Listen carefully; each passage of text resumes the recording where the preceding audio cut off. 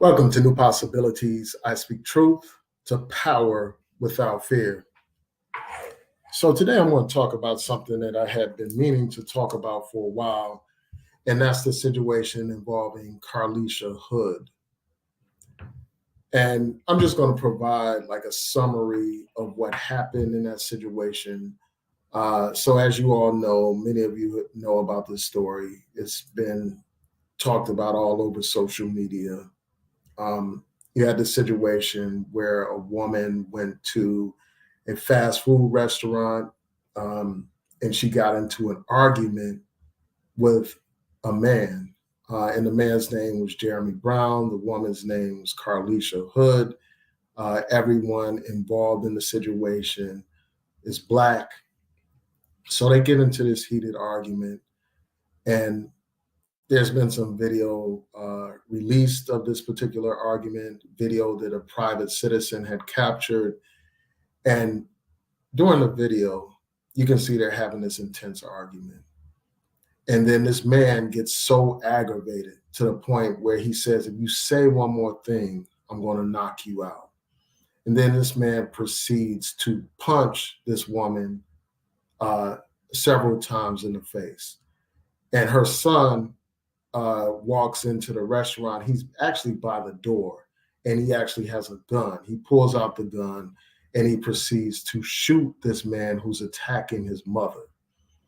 And according to some reports, he shot him in the back, and then the man ran, and the young man, according to some reports, continued to shoot her. I mean, shoot him, excuse me, to shoot him, continued to shoot him, and the man died at the scene. Afterwards, the young man and his mother were charged with murder. And the mother was also charged with delinquency of a child, contributing to the delinquency of a child. And so they were arrested, and they were facing very serious charges. The boy was only 14 years old, is only 14 years old, and he faced these very serious charges of murder.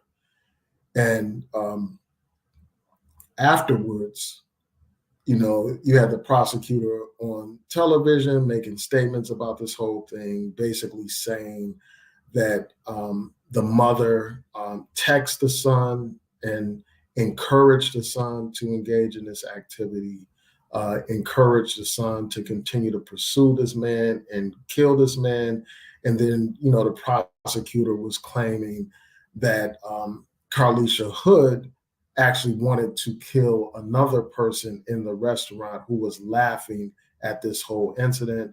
And apparently, according to the prosecutor initially, they said that, the son prevented the mother from killing the second person. And so they left from the scene, and there's video footage of them leaving the scene and all that kind of stuff. So they faced these charges. And then later, after this video of the actual altercation became public, all of a sudden, the prosecution decided to drop all the charges against Carlisha Hood and her son.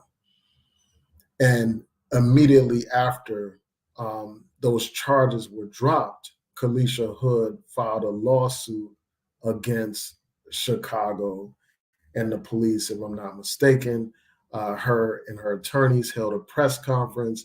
And during that press conference, these attorneys really didn't provide much information at all. They did not respond to any of the questions raised by the news media.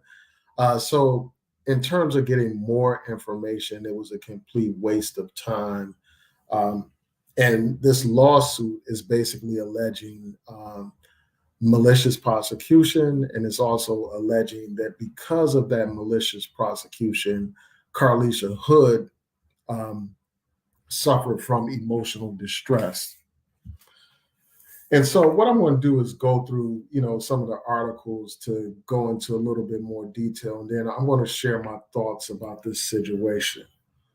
So let me share my screen, and then we can get right into it.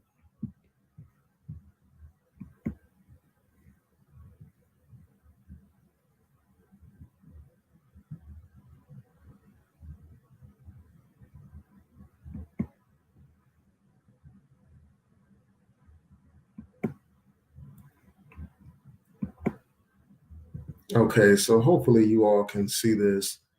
Um, and I'm not going to play any video because I don't want to deal with any copyright issues or any of that kind of stuff.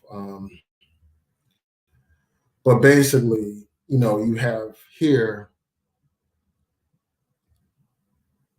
they talk about the charges being filed against her. Um, Initially the prosecution said, as I pointed out, that Hood was in line getting food for her son, getting food while her son was waiting in the car. And then it goes on to talk about the argument, as I mentioned before. And I'm going to try to get to. So it says that the son arrived at the doorway as the argument turned into a fight. And in this article, it points out how Brown had punched Hood in the head 3 times, according to the prosecutor. And that's when the team pulled out a firearm and shot the victim in the back. Brown fled the restaurant, but the team followed him outside and fired more shots as Hood instructed him to continue shooting to kill him. That's what the prosecution originally said. And it said that he was shot twice in the back and he later died from his wounds. And it says that after the team finished shooting, prosecutors say Hood turned her attention to the witness and instructed her son to shoot her. And my question is, like, where did the prosecution get this information from? Where did they get this information from? Because all of a sudden, they're not saying anything about this second person and they have completely dismissed the charge. It says she attempted to grab the gun from her son, but he pushed her off, and then they both fled and drove back home. And they later turned themselves in. But up here somewhere, it says that there was, I think, in one of these articles, it points out how, they basically said that she had texted her son. Okay, so you have that. And then here's the article. Hopefully you can see this. Here's the article about the charges being dropped. And basically the prosecution said, in light of emerging evidence, today Cook County State's Attorney Office has moved to dismiss the charges against Carlisha Hood and her 14-year-old son. And it goes on to say, based upon the facts, evidence, and the law, we are unable to meet our burden of proof in the prosecution of these cases. And then it goes on to say the statement did not specify what the new evidence is, but it comes after video surfaced over the weekend that appears to show Jeremy Brown, the man who was killed, punching Hood immediately before he was shot. And that video was distributed widely on social media. And then this mentions the text message that I had mentioned before. It says Hood texted her son and had him come to the restaurant as the argument turned physical. And, that's where what they claimed initially. And then it says Brown ran from the store as Hood allegedly continued to fire. And it went, they were saying that she told her son to keep shooting and to kill him. And then it also repeats what I said before.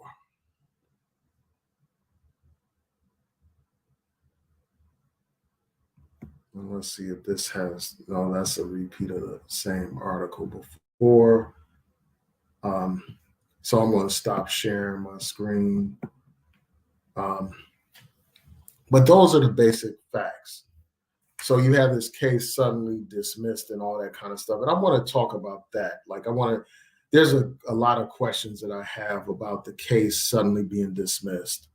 The first thing is I want to know is, it appears to me that the prosecution already saw this particular video with, of the altercation.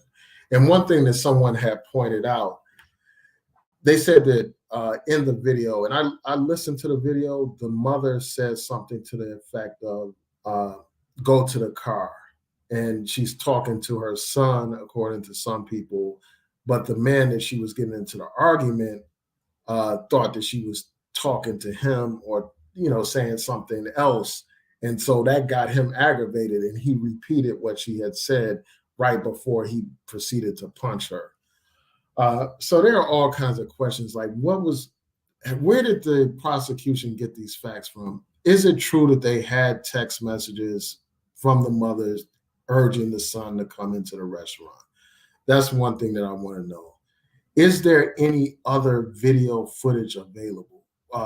Did the restaurant have its own footage? Did they capture more of what happened in terms of these allegations that the mother was about to shoot this person for laughing at the scene? Is there any footage of the mother telling the son to continue shooting and killing this guy?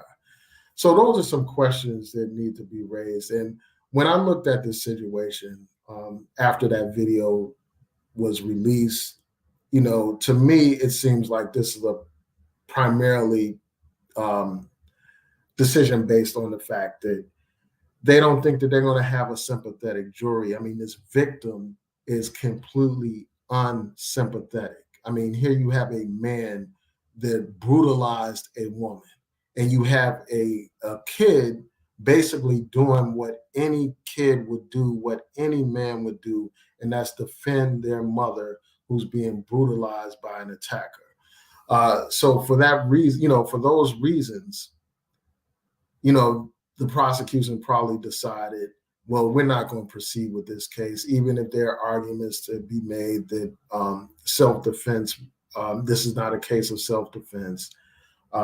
Even if there are arguments to be made that she threatened this other person, we're not going to proceed with this case because, this victim is not sympathetic. Also, the victim had a criminal history and, a history of brutalizing women from what I have read. And then, the mother, Carlisha Hood, and her son don't have any criminal record at all. So I think that probably factored into the decision-making process, even if there was this additional evidence. And I don't even know if there was. If there was no additional evidence, there was no evidence of these text messages, if there was no evidence of her threatening a second person and trying to shoot a second person, then yes, this is clearly a case of malicious prosecution. And it did damage her reputation. I'm sure that she went through all kinds of turmoil because of this whole thing. And I'll get to your comments in a second, because people all over social media were bashing this woman, and I'm going to talk about that in a second.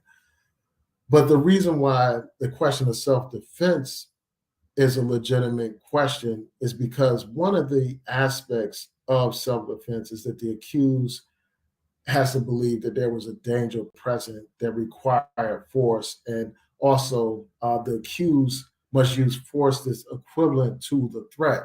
So here you had a situation where someone is punching someone, but then you have someone using deadly force, using a gun, and someone could argue, may be able to argue, well, that's not equivalent force.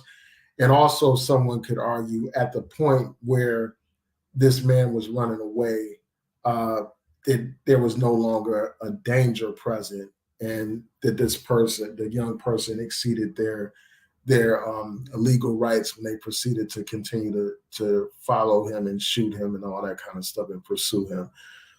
So those are some arguments that could have been made, but I understand to a great degree, why the prosecution decided to dismiss this case, because that young man did what any young man would do to defend his mother. Because I can't imagine me going into some restaurant and seeing some man punching my mother and I have a gun in my hand and I don't blast it. That man is getting blasted if that's me or any other average man that has a weapon in their hand and they see their mother being brutalized like that.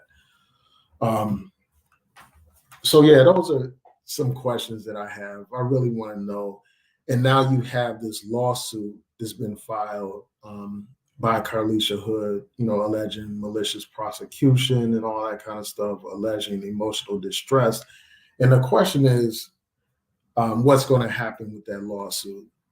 I would think that the city would settle that lawsuit. That would be my first guess as to how it's going to play out, because it's not a good look, period, to litigate something like this when you have, a young man defending his mother from a brutal attacker. So they'll probably reach some kind of settlement. But one thing that I was wondering about is, like, when cases are brought, they have what's called discovery. And during discovery, you have an exchange of information, so you can request whatever documents the other party has. You can do what's called depositions, where you uh, ask people questions under oath. And sometimes these depositions can be recorded. So a lot of information can come out. Perhaps there are additional videos that would support the initial charges that were filed against Carlisha Hood and her son. So it may not be a good idea to pursue this particular case if that's the case. But if it's a situation where they don't have any of that evidence, where the prosecution completely got it wrong, then they're definitely doing the right thing. And I just found it like frustrating that those attorneys didn't answer any of the questions that were being asked about the situation. And I understand why they were doing that, just to protect their client. But I think that they should have just issued a press release instead of having a press conference, because it was a complete waste of time if someone is trying to get information about the case. But there's one thing that I have to talk about around this particular situation, and that's the rush to judgment that we saw on social media. Uh, I did videos on my TikTok about this. When it first happened, I did a video. And in my video, I didn't say whether or not she was guilty or anything like that. I talked about the allegations and about the charges and all that kind of stuff. I didn't say one way or the other for sure if she was guilty or not. But still, like many people, I think that it would have been better for all of us to wait the situation out before rushing to make some kind of statements or rushing to any conclusions. But unfortunately, what happens in social media is that people are so caught up in trying to get onto a trending topic that they don't do their due diligence. They don't wait things out to see how it plays out before they talk about it. They rush to be the first one to talk about something so they can get views and attention and all that kind of stuff, so that they can profit, really, in some cases, actually profit. And my TikTok is non-monetized, just to be clear. I don't make any money from TikTok or anything. But, this whole rush to judgment, this rush to be the first one to talk about something, this is a problem in regular media, but it's really a problem in social media. There are no checks and balances. There are no fact checkers and stuff when it comes to social media. So anybody can literally say anything at any time. And that creates a lot of problems. It damages people's lives. It actually affects people. So that's one of the biggest things that came out of this situation. And it's something that I've learned from this situation, to just wait things out and get some more information instead of being so quick and eager to be the first person to talk about something. Another thing that I found real interesting, and I haven't really watched any of these other content creator other than one content creator that I follow regularly. I watched his particular video about this, and I noticed that there were a couple of people that I follow, but I don't really watch their content like that. Like people in the manosphere and stuff like that. I follow some of them so that I can know what people are talking about, but I didn't watch their content. But I'm sure that a lot of their content is along the lines of what I'm about to go into. One of the deeply problematic things about the reaction to this whole situation is the levels of misogyny that are, and this is mainly on TikTok, like that I've noticed on TikTok, for instance, and I'm sure a lot of it is here on YouTube, where people, the first thing that they do is they blame the victim. And here, and I'm not talking about that Jeremy Brown guy, because as far as I'm concerned, he's not a victim. He's a perpetrator. So people were defending the man that was brutalizing this woman. You know, they were so sympathetic about him losing his life, and they were blaming the mother for not shutting up and all that kind of stuff. And they were saying basically blaming her for ordering her son to, you know, saying that she ordered her son to kill this man and all that kind of stuff. So they were blaming her. They were saying if she just shut up, you know, this whole thing wouldn't have happened. You know, the guy wouldn't have punched her, and we wouldn't have had this situation. So they're essentially blaming the abuse victim, just like, you know, people blame women who are victims of domestic violence, saying, oh, if you did this or you did that or you didn't say this or that, you wouldn't have been brutalized. The fact of the matter is, there's absolutely no justification for what that man did. He didn't have to punch that woman over something she said. And, you know, that's the problem with some people. They are so overly emotional that they don't use their common sense. If that man had used his common sense and just ignored that woman, he would be alive today. The fact of the matter is, you know, as many people have said, when you play those stupid games, you end up winning stupid prizes. And he thought that he was going to be able to punch this woman and nothing would happen to him. And he was proven wrong. And as many people have said on social media, he came in there for burgers or a hot dog, and he came out of there with wings. And I don't have any sympathy at all for that guy, you know, because what he did was inexcusable. But it's just sad to see so many men, like they had put out a disclaimer saying, oh, what he did was wrong, but she shouldn't have did this. She shouldn't have did that. Basically blaming her for the situation. And then you get into a discussion about single mothers, how single Black mothers are no good. And this is the problem with single Black mothers. And this is the problem with Black women and all that kind of stuff. So they use this example to demonize Black women. That's what ends up happening. And, you know, so they demonize Black women while they're defending the man, the type of man that they all complain about. Like all these misogynists on YouTube and elsewhere always complain and player hate on Pookie and Ray Ray. And here they are finding themselves defending a Pookie, defending a Ray Ray. And it's just crazy, man. And it just exposes the level of hatred that some Black men have for Black women. And it exposes the cowardice that some of our men have. They don't have any kind of willingness at all to defend Black women.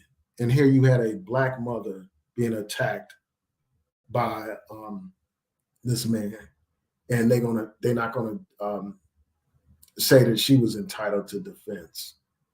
And you know, based on the titles to some of these videos, I know that they're saying all kinds of derogatory things. But yeah, it's just a shame. And then like why you have no willingness to defend Black women, you wonder why they don't respect you. How can any woman respect a man that's not prepared to defend her? How can any woman respect a man who makes excuses for abusers? How can any woman respect a man that basically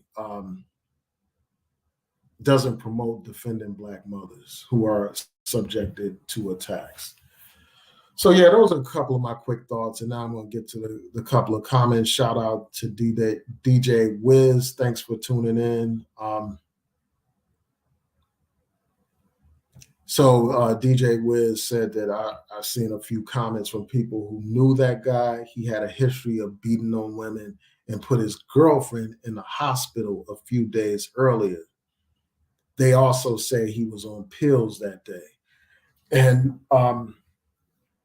yeah, and then like after these charges have been dropped, people are still like attacking this woman. You know, people are saying that she's doing the wrong thing by bringing this lawsuit. They're still blaming her. I saw this one video where this guy was basically going off. And I think that there's something wrong with that. It's crazy that people are doing that. And then it goes on to say, oh, I see DJ Wiz said the crazy part is I've seen some Black women defending their attacker online. And then you got the women in his family wearing RIP shirts calling him the knockout king, which is crazy, man. You know, it is crazy that that would happen. The knockout king, there's nothing that makes somebody a king for knocking out a woman, for punching a woman. There's nothing kingly or manly about that. You know, as far as I'm concerned, that's just bitch made to do something like that. I mean, you're all caught up in your emotions. And then instead of handling things with reason and logic, you lash out. And I just think that that's crazy. So yeah. Shout out to Covina, man. Thanks for tuning in. But yeah, I just wanted to share these quick thoughts with you all. And I'm going to do a follow-up video to this. Covina man said our community is screwed up. Yeah, in a lot of ways it is, unfortunately. Because this whole thing didn't have to happen. I mean, that man didn't have to take this to that level. Like if somebody is annoying me, like trying to argue with me, if I was him, I would have just ignored the woman and got my food and left. I wouldn't be arguing with her. And then I saw speculation about what they were arguing about. Like this one person was saying that they were arguing over someone making a pass at someone, and et cetera. And they said that the Carlisha Hood accused this man of being dusty and not being able to buy something and this and that. We don't know what was said in that whole situation. I really want to hear about it. And DJ Wiz said the sad part is he had 2 young daughters. That's crazy, man. The whole thing is crazy. But those are my quick thoughts. I'm really interested in hearing what y'all think about this situation. Yeah, it's just a shame, like how all of us, so many of us were quick to rush to judgment, quick to get on here and talk about this situation. And people were just quick to use this as an opportunity to bash single Black mothers once again. But anyway, I want to thank y'all for tuning in. And I'm probably going to be right back on here talking further about this affirmative action decision. And I may touch on that decision dealing with a company that was discriminating against gay people or had planned to discriminate against gay people. So yeah, so tune in for that. And then please rate, comment, subscribe, like this video, and share my video content with others. You know, encourage people to subscribe to this channel. I need to get to 10,000 subscribers, and I'm getting close. But for the past couple of years, I've been stuck at the same number. I don't know if YouTube's effing with me or not, but help me go over that hurdle. So anyway, peace and blessings. Have a great weekend, everyone. Thanks for watching.